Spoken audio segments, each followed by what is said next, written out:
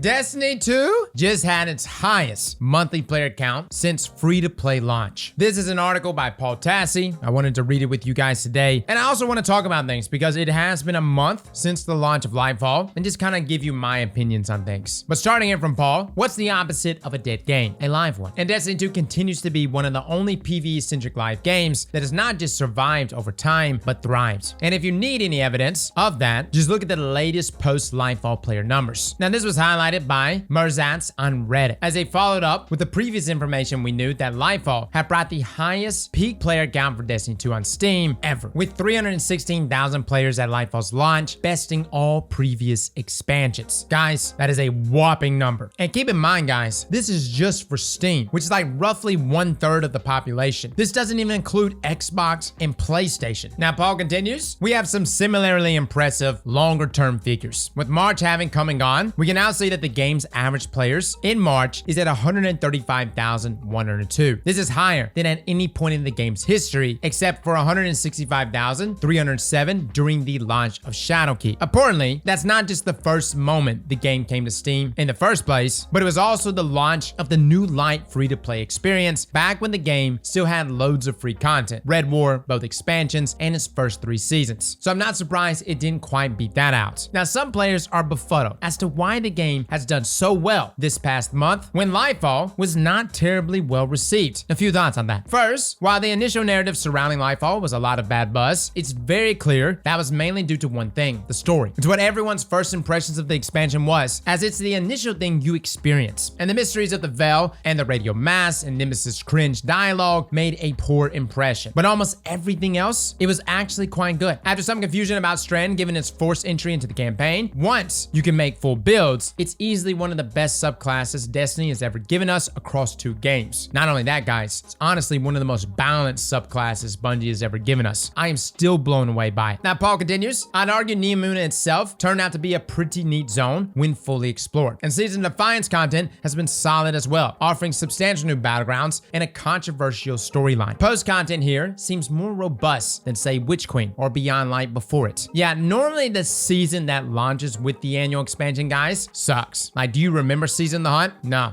you don't, and for good reason. Now, there's the general state of the game, which I mean is dramatically improved since the Shadowkeep era in just about every way. This season introduced loadouts, as well as much easier build crafting, and the 3.0 subclass updates plus Strand and Stasis means that gameplay itself is probably more fun to play than it's ever been, minus some of the more extreme difficulty changes, which have been partially reverted from their debut in Lightfall. Weapon crafting now exists, there are titles to hunt and guild, transmog to acquire, loads of loot to farm across loads of dungeons and raids, and there's simply a lot more to do, and it keeps players engaged for longer. I know that Destiny gets a lot of crap for being the same thing over and over with its seasonal and expansion models, but the truth is, outside of a storyline or seasons that misses here or there, the game really has become more refined and streamlined over time, producing better content at a greater volume, while simultaneously bolstering its core features. Yes, there's always something to complain about. Give us Gambit and Crucible maps, but if you step back for the 10,000-foot view of Destiny 2 right now, I think you can argue it's the best it's ever been, and the player count reflects that. Again, guys, if you want to check out Paul Tassi, his article is linked down below, but now I want to give you my thoughts. I know a lot of us were upset with the campaign from Lightfall. Believe me, guys, we had an entire video where we just sat there and pretty much just scratched our head wondering what the hell went wrong here. We hyped up the narrative, but guys, the name in itself, Lightfall, it hypes itself up. It was something we were all looking forward to, but all it left us with was a bunch of questions. One of those being, that's it? The other one being, what the hell is the Veil? Which we actually made an entire lore video on. Feel free to check that out. But besides the narrative falling flat, and it did, guys, it fell flat, considering this is the Infinity War to this whole thing, and Final Shape is supposed to be in-game. We were all expecting the narrative to pop better than ever. Despite those things, the quality of life changes that occurred this past season is better than it's ever been. And I actually want to start with Strand. Guys, I made a video before Lightfall, pretty much saying that Bungie's not showing us PvP gameplay because Strand is going to be too busted. Guys, turns out Strand is stupid balance inside of PvP. I can't believe it. And I know Bungie's been making some big changes with Sandbox. They've been bringing in a lot of new people and they've got some great minds over there now. But I thought there is no way in hell this is going to come out balanced. And there is years of history of new subclasses, whether it was Stasis and Beyond Light, whether it was the 3 new subclasses we got in Forsaken, or hell, reach back to the Taken King. Every single one of those subclasses came in way too hot, very much so inside of PvP. I still still remember the first time I got frozen inside a PvP post Beyond Light, and I stayed frozen. The guy had enough time to literally stop, make a sandwich, and then kill me, and I couldn't believe what I was experiencing. So no lie, guys, based on the Beyond Light experience, I thought to myself, there's no way in hell Strand is going to break PvP. With that being said, I owe you a god roll. I know. I literally put a god roll up. I said that there's no way it was going to be balanced, and that if it came out balanced, I would delete a god roll of your choice. We will be doing that deletion tomorrow on Twitch. Please, for the love of God, if you choose my immortal, I will end the stream and I will never go live again. With that being said, I have 2 immortals, so bring it the fuck on. Strand came out balanced. And not only did it come out balanced, it came out fun. Turns out, Bungie, you can make things fun, potent, and balanced. Who would have thought? I definitely didn't believe it, but here we are. Secondly, the loadout system. We've been asking for this for so long, and guys, people are loving it. So much so that I think Bungie is gonna double down on quality of life changes going forward. They don't just have a base looter anymore. They have moved into that direction of being almost an MMORPG minus the skills, right? But being able to save builds in game, it's not perfect. Believe me, we need more customization here. I want to name these builds specifically for the activity that I go into, whether that be Great Balls of Fire or Star Class or whatever. And hopefully Bungie does get to that system where we have fully customization. But at this point, this system has been fantastic. Now, we still use dim links. I still save dim links, but still being able to save those dim links in-game as in-game builds and to swap them out mid-activity, that has been beautiful and one of the best changes Bungie has ever done. Now, the other thing I've really liked this past season, and one thing that has actually kept me coming back doing all sorts of tasks, is Guardian ranks. Now, I know a lot of people aren't necessarily into Guardian ranks, and we made an entire video on Guardian ranks, but guys, I don't know what it is. It has made me a completionist player in Destiny, and I have never been that type of player. I will get to 99.99% completion of a game and just stop, and it doesn't bother me. This is how I live my life, guys. I will put the same milk carton back in the refrigerator with a smidge of milk. I'm just not a completionist. That's just the way I am. And the same thing applies here to gaming. But all of a sudden, Guardian ranks comes out, and next thing you know it, I'm playing all types of activities because I want the number. I want to tell the 9s and the 8s to shut the hell up. The 10s are talking, and it's a beautiful thing. I found myself last week playing Gambit